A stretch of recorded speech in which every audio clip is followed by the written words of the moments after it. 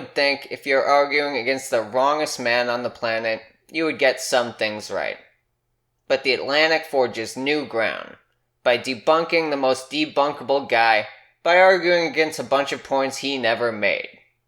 Today, we'll be looking at this article, which purports to show how wrong Alex Berenson has been on this whole pandemic situation.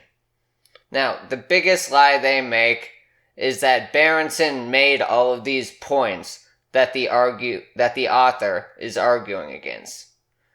It's really a shameless straw man situation going on here.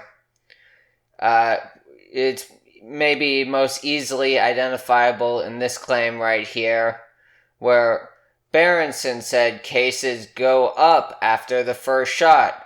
But look, he's wrong. Cases go down after the second shot. You see the difference there? Berenson was talking about the first shot, his rebuttals about the second shot. That's really the theme of this whole piece. Berenson says X, but he's wrong because not Y. So, let's go through a few more of these. He has this other piece where he talks about the side effect, the risk profile for seniors. And if the citation the writer of this article gives is, it's 100,000 to 0 for the risk of these seniors, or deaths to these seniors. But the study he's citing excluded seniors from that study.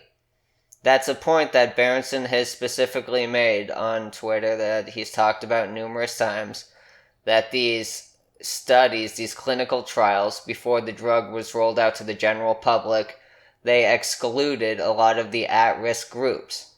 That's one of his main criticisms, which was never mentioned by this guy in the article. So when he says there were 100,000 people tested and 0 of them died, that includes 0 of the relevant people tested. And yes, out of those 0 people, 0 of them died. He got that part right.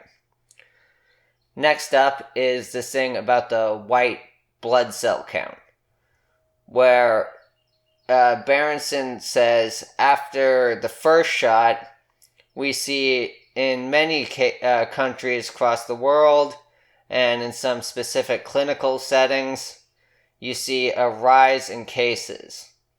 And he does say after the second shot, you see a dip in cases. So the question is it overall worth it? Blah, blah, blah, blah. That's the full conversation to have. And as to why we see that rise in cases after the first shot, at least one of the theories he talks about is that the immune system might be suppressed. And the writer of this article, he says scientists tore this one to shreds. Because, think about it like lifting weights. After you work out, yeah, some of your muscle fibers are torn, but that's just the body doing its job properly. Because they're just going to grow back stronger.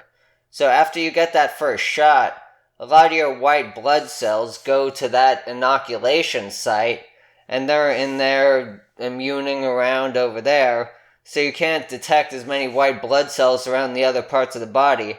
But that's just proof that the immune system is doing its job. So that means Berenson is wrong, right? Well, no. Because during that time period, where the white blood cells are in that inoculation site focused right there, they're not in the rest of the body doing their immuno thing.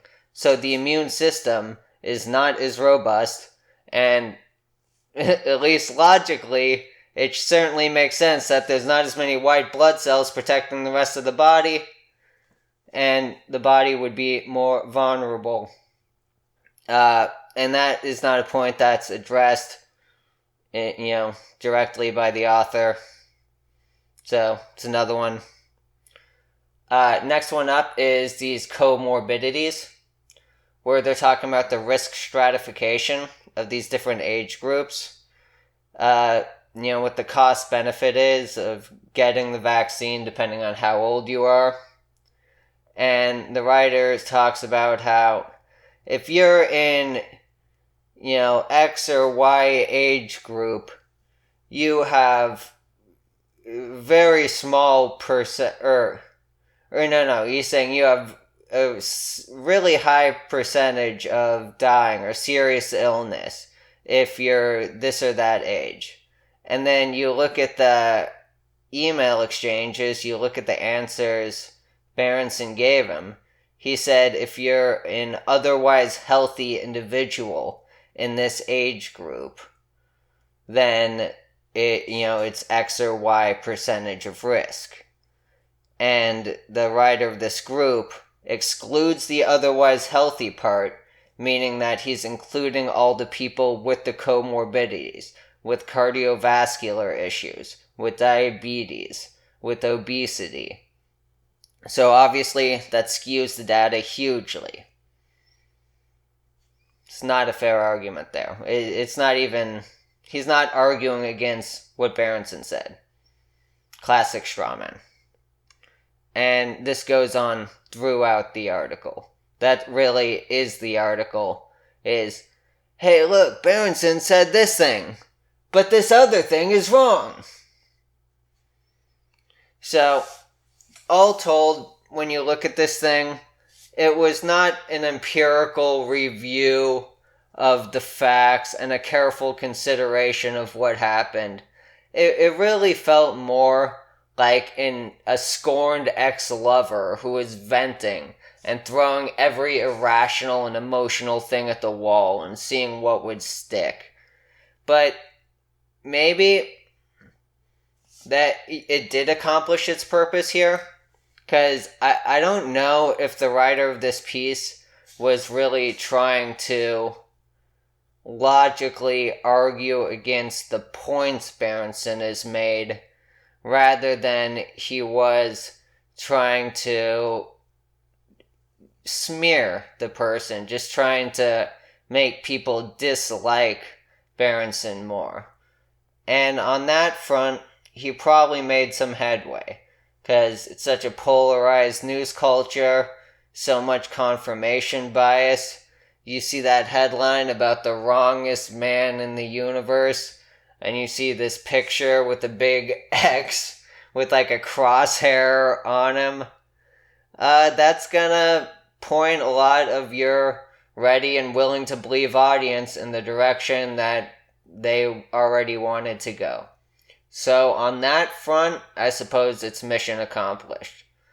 And if you want to get the most out of this article, don't read past the headline. There's really nothing there.